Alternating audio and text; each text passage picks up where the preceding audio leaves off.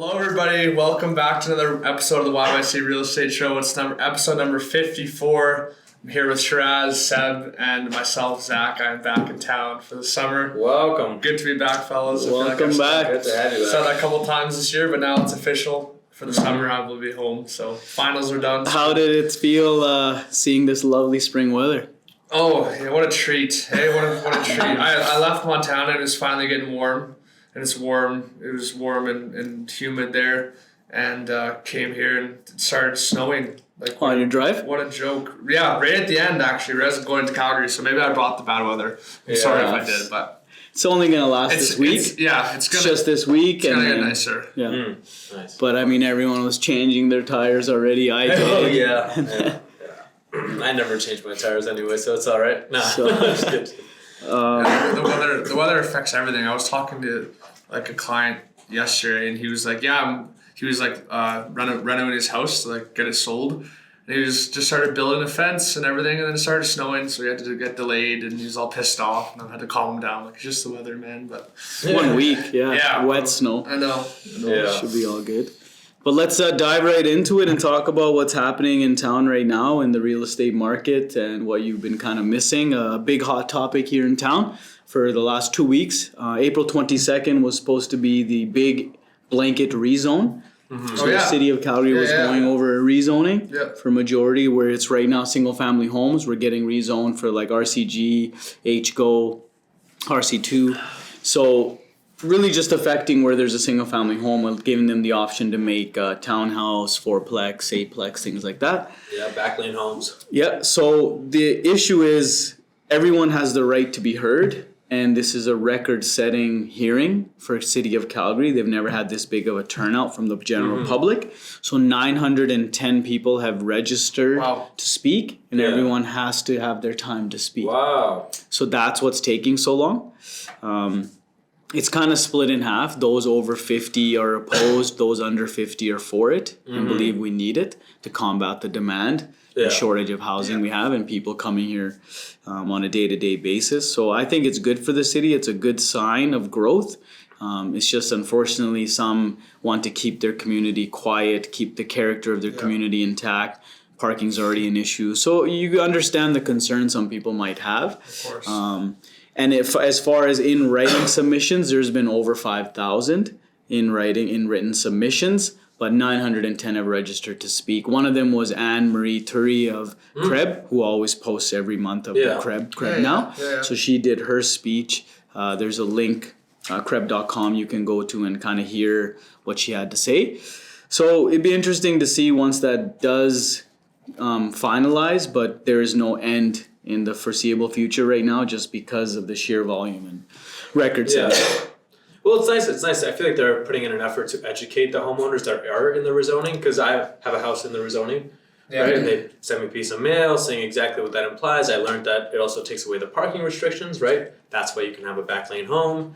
And just kind of how things change. I mean, I think that is one of the biggest complaints, is that parking is going to get Well, because parking's already crazy everywhere in the city. Yeah. So, something to think about. So, Zach, how many sales do you think were in the last week?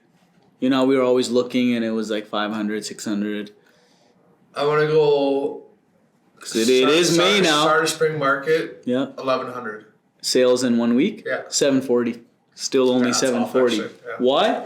Because we're still in a seller's market, right? There's only 2,100 active listings. Okay, that makes sense. Right? So that's kind of why, for sure. That'd be crazy. Yeah. Let's have a look. Wow. Ooh. Big boy. That's a good one. Upper Mount Royal, what an area. Look at those taxes, 30 G's a year. Yeah, sold for $1 million under listing price. 81 days in the market. Still. Well, that is a healthy commission for the listing realtor. And Elbow Park, 2.4. 0 days on market. Sold instantly. Whoa. 25,000 less than asking price. Wow. Yeah. That's awesome. And then, of course, probably going to be 150,000. Yep. Wow. Chinatown. Yeah. Square footage, 427. Could be a good investment, though. Yeah. Yeah. Oh, I remember these ones. Too bad. These townhouses. Yeah, I've seen those Yeah. as well. They've been on and off the market for a long time. So yeah, there you have it. You know, still the trends are still the same that they have been for quite a while. Hopefully, the spring brings more inventory. But as you guys know, April concluded, so there is a new benchmark price. It's been increasing every month. We've been looking at it month over month. So the new benchmark price in town is 603,700. Wow. We kept talking about, this is the new record, 577,000, 580, 590. Keeps growing. And it's 603,700.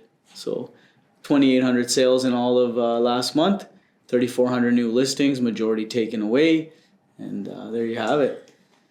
Well, so we'll see how things go. I mean, hot demand is lots for builders. Lots that builders were getting for 550 to 600 are now near the 800 mark. Yeah. So I mean, I'm just wondering, like, the end product is still almost the same. So I'm wondering, how that affects their resale values. How are builders kind of making money? And a lot of them just do want work. Sometimes they might take a loss or break even. Could be they're going for volume now. Volume, That'd be the strategy.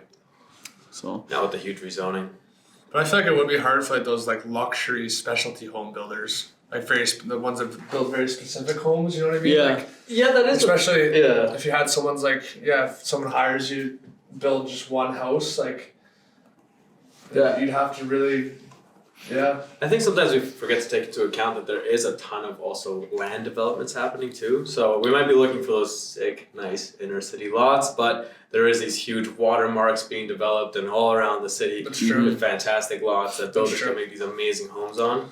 So I mean, that's the one nice thing about Calgary is that we have just so much land per capita. just keep it every way the city goes, just keeps growing out and out and out. Like, I mean, we can go for a while. Yeah, Calgary is basically Airdrie now. Yeah. Yeah. Honestly, it's. And the NAR settlement, for those interested, it is here. It is in the works here in Canada. The same settlement that happened to the real estate industry in the United States. It is here. It's not that it's coming. It's definitely in place, but it's going to take years before we see the results and before we start to see the impact. But we all saw what happened. They're kind of calling it price fixing, kind of getting away from buyers, agents in general. So it's going to be all about listings even more so. But we'll have yet to see what that brings here. And for those out there that don't know, there actually isn't written standard. There is not a standard real estate commission that a seller must pay. It's all negotiable. That's why you have brokerages that can charge a few percent, 5%, 10%, a flat fee. There is no actual standard. So basically, we're gonna see how that unfolds. We were talking about it at our monthly meeting today in my brokerage, and it's gonna be years. It's not gonna be one or two. It might be 3 to 4 years before we see what that does to us here. But I mean, brokerages often have the minimum that you're allowed to charge, right? So we definitely. But that's a minimum dollar amount. What they're really getting at is like how much percentage is everyone charging? Is there a standard, right? Which in Alberta there isn't a clear-cut standard. Well, what do you think of that? Like, I don't mind that there's not. It might help us. Some people and realtors are worried. They think it might bring our earnings and percentages down, but it actually might go the other way. It might actually increase the charges that everyone has to pay. But then, so like, for example, if you want to do something for like a super close family member or friend, like you couldn't cut commission. I mean, I guess you can do whatever you want. Yeah. What they're really getting at is like it's been an unwritten rule of a certain amount that everyone kind of pays. But that's what they're trying to get away from. And they're trying to say that's kind of like a price fixing. Okay. Because it's not written in stone. So why does every realtor that comes into a Mr. and Mrs. Seller's house, why are all of them saying that, it's this, split between two agents? Well, where is that written? It's not. It's not written anywhere. It's not a standard. it's an unwritten standard that us agents here in Southern Alberta have adopted. You go elsewhere, it's like 6%, 3% each agent. It's none of this 7 on the first 100,000, 300 meter balance. Yeah, I mean, that's something we have here. Yeah. So it all depends on the realtor itself as well. Like, a realtor can be amazing and charge little, or be absolute garbage and charge a lot. So it's up to the consumer as well to interview the realtors. I would say find someone that they like. There's tons of us. So there's tons of us. Yeah. Only more. I mean, I think last time there was 7,000. We might be close to 8,000. Well, I was talking to our good friend Matt Greenham yesterday, and he said there's 6 realtors on his road. Like on his wow. Where he lives? Yeah, we were talking about how you. It's sometimes like you want to create your own farm in your own area, so you want to like door knock your own area. But he's like, what's the point? Like every second door, I hit a realtor. It's like so now he goes to different areas where hopefully he doesn't know them, but I think we've all done it, like door knock and someone answers and, oh yeah, thanks, but I'm actually a realtor. Like, Sir, you want to sell your home? I'm a realtor. Oh, okay, goodbye. And out of those, like 8,000, like you said, you never know how many like practice on the daily. Like a lot of people have their license and are real estate agents, but I mean, it's obviously a small percentage of one that make like the money, like 90% of, or 10% of the realtors make 90% of the money. Easy. It's a true 90-10 rule. Yeah. For sure. Because there's so many that are just moonlighting, having it as part-time, have it and kind of just hung it up. Or doing the average, which is 4 deals a year, is the average agent, only 4 deals a year. So yeah, I mean, out of those 8,000, there's probably 1,500 active. I mean, it's not crazy for a person to get the license just to buy their own home as well. I mean, if you buy over the standard price, you're making your money back. But then there's yearly fees and there's monthly fees involved too, right? Yeah, I mean, we have 335 agents as of today at my office. So out of those 335, I think only 150 are doing like a deal every single month, no matter what. Whereas the other ones, they are kind of like that rule. It's kind of a small snapshot of that rule, right? Of like there's 335, but about half of us are actually full-time agents, right? Yeah. So. Yeah. Yeah. Well. So Zach, you're back for the summer. That's great. Back for the summer. That's fantastic. Need to get back working here. It's stressful not having deals to like. You hear that, folks? Think of it. Stressful. Spring is here. Deals, spring is here. So spring is here. Reach out to this guy. Yeah, these guys have had their fun. We've had our fun. Yeah, you guys can see my name in the podcast and the YouTube. Hit me up. No, I'm just kidding. You guys can get it too. But, ignore us. Hit Zach. So, do you guys have anything that you're thinking you want to kind of change in your daily routines of going to spring market? As it's going to be the busiest time of the year, like. Personally, for me, it's just being consistent with my calls, and I find that it's like I know we have like meetings throughout the day, and we got to go show properties and whatnot. But if we can hit the consistent 1 or 2 hours of calls every day, it's just it's fantastic. Like I mean, calls or door knocking. Yeah, calls, just prospecting in general. Like as a realtor, and that's the thing. That's to say, realtor's easy, but like it's not easy to do 2 hours of prospecting every single day. But if you do that, I feel like you could easily hit over 100,000 a year. Yeah. If you just consistently hit 2 hours of prospecting every single day. Yeah.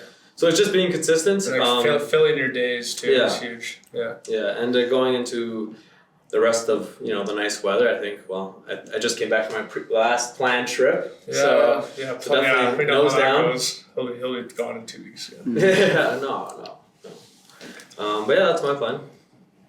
Just being consistent. Yeah, well, this is the time. I mean, if you have trips and you got them out of the way, good for you because it's this now. Is the time where you can make all your year's salary. Yeah, exactly. In 3 months. May, June, July, August. Yeah. This is it. Everything was kind of teeing up for these months, right? Yeah. All the people that you are calling, they're all waiting for this spring market, right? So. I'm just noticing like so many buyers and. Like, I mean, I don't know if it's different for you guys, but I have so many buyers and very few sellers right now. And that's just how the market's going, but...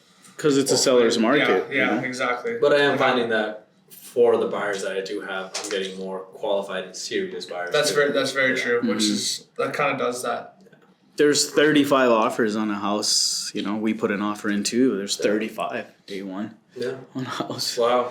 It was $849 and it went for like $965. Not bad. Yeah. Old Not house. bad. Yeah. That's crazy. That's good. That's good. We didn't get it, unfortunately. Missed it by a little bit. Yeah, like chunk. Yeah. Yeah, it's tough. An agent was asking me on my team, like, what do you recommend for us to be successful when we have buyers and they're getting frustrated and they keep losing in these competing offer situations? Like, what do you tell them when they look to you for advice and professional advice? I want to be successful. I want this house. What offer should we write so that we are successful in getting this house? What do you tell them? Right? Because unfortunately, we don't know until the seller chooses one.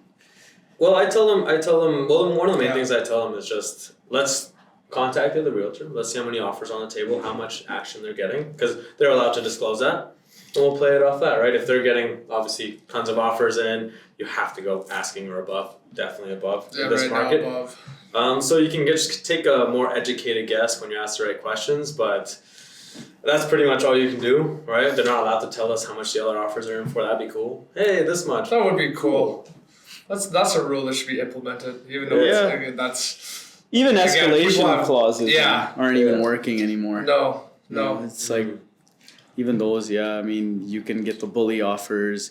We're gonna see offers Friday. Today's Thursday, but if one comes in, sometimes it works. It's like we'll open Friday, but if you get a good one, Thursday might peak the corner of it. Yeah, I mean, one thing I've been doing that has been helpful with my client is that when we've been working together for a bit, and once we put in an offer in a house, and I show him it's sold for more than asking, I'll even send him that house, right? I'll send him the listing, how much it's sold for, and then it helps them get perspective on just what's happening. So the next property, we didn't go ask, we went above ask.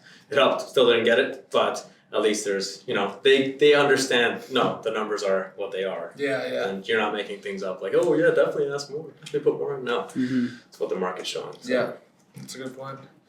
But it also depends on the days on market too. Like if you lose on 4 times on a house has been on the market for a day, then you might want to settle for something that's been on a bit longer if you can. Obviously, that's when it kind of gets a slim pickings. Well, when you're in that, when you've lost so much, you kind of want to say to your buyer, like, all right, your buyer has 500,000.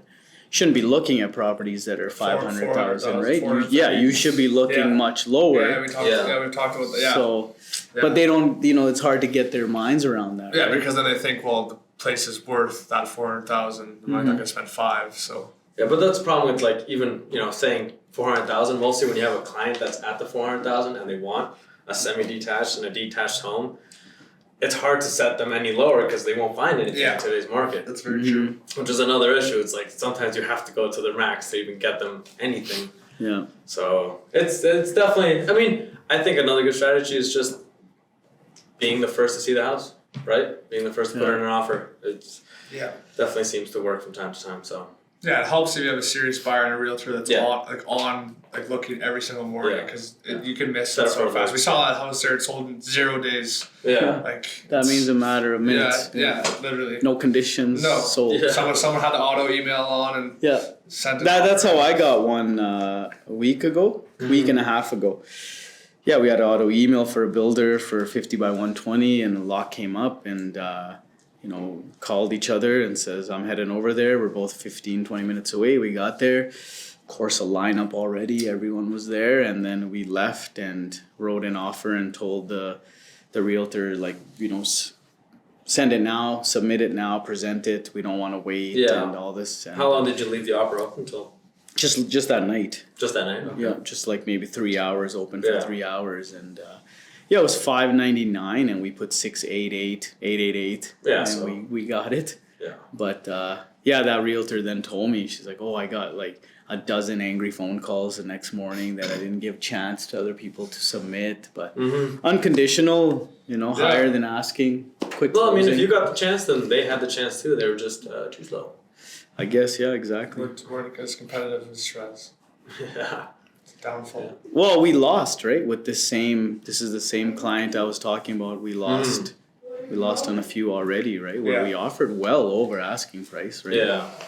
Well, I guess there's always more opportunities coming up. So talk to us about the hockey and where it ended, how it ended. Yeah, how was the season? We enjoyed your highlights and the clips and videos you would thanks. send us. Thank you. Yeah, we did really, really well. We exceeded expectations for sure. We weren't supposed to be very good. Mm-hmm. We ended up top 16 in the country out of 208 teams, which is very good. Yeah. Made it to nationals. We won our conference. We won our region, which regionals sent us to nationals in St. Louis. So top 16 there. We went 0-3, so it wasn't very good there. But played some really good schools. Played Liberty Army Academy out of New York, which is cool. And then Lindenwood in Minnesota. It was great. Had a great year. Like fast, fun hockey, very competitive, obviously. Yeah. So excited to work and get things going here. But by the time September comes, I'll be wanting to go back, and the goal is to win nationals, if we could win the national championship. And then any. What's your? It's a 2-year thing. You're there for, or is it 4? Yeah, it's up in the air. It's not firm. I'm on a 4-year degree, but okay. Like I said, I'm blessed enough to be on a scholarship right now. So whether I get my degree or not is second in my interest to real estate. Anyways, I'm going there to win a national for hockey. Good. So. And how about those teammates you posted that they were graduating? So you lost a few teammates? Yeah, we did. We lost some seniors. Yeah, we lost 4 guys. So that'll be holes to fill. But our coach has done a really good job of recruiting players to come in. But obviously, wish all those guys the best. They all got really good degrees in business, finance, sports management, and nursing. So obviously gonna do good in the workforce there. Nice. A couple of Calgary boys too, so we'll have fun with them over the summer, and kind of future home buyers here soon, which should be nice. Get a few of the Calgary boys you have on the show. I will. I was talking about that. I will. Oh yeah, bring them on. I will for sure. We should do it at a skating rink, at a hockey rink. Summertime now. Rinks everywhere. Yeah, that'd be kind of cool. Set a table up on the ice and just gonna. No, that's okay. It's an idea. It's a thought. Okay, so no, it was good. Anyways, yeah, good year, a lot of fun. But yeah, I was telling you this in the staircase. There is a reason that I didn't go to university right after high school, and I've kind of realized that. Our hockey ended in March, and we had a month and a half of just school. And Zach don't like school very much. did well, passed everything, but I credibility to everybody that goes to university and does the work and isn't on a sports team, because I would not be there without playing a sport. Yeah, so I like this a lot better. I like working, being with the boys and making money. Clients, making money better. So I mean, to be fair, it's not a pro hockey team, right? But it is entertaining to watch. Yeah. I think you tuned in a couple. Yeah. It's like it's high level. It's good. It's fun. Mm-hmm. Yeah. Well, congrats. We're glad you did that. And thank you. Glad you had a good season. Yeah, it was good. I'll have to get you boys down to a live game next year. Yeah. It's only 3.5 hour drive. Yeah, no, it's 4.5. 4.5. But it's nothing. Yeah, our boy Sevi just did 18-hour drive. Yeah, I was talking. That sucks. Yeah, Tofino to Calgary is not the best. Did you drive there too? Yeah. How long were you there? 3 days. Quick little trip, but he's getting engaged. You gotta go. No, you're going to the wedding. I'm going to get an invite to the engagement. Oh, well, good for you. That is a lot of driving for 3 days, but creds. Yeah. I watched Cars for the first time. That was great. The first time? Yeah, I've never seen Cars before. Wow. Good job. Have you seen Ratatouille? Yeah. Okay, good. Anyways, off topic. I think we should wrap it up. All right, well. All right, you wanna go? No, please. Thank you for tuning in to episode 54. Gonna be a good summer for everybody, and we will see you next episode. Thanks, boys. Good job. See you next week.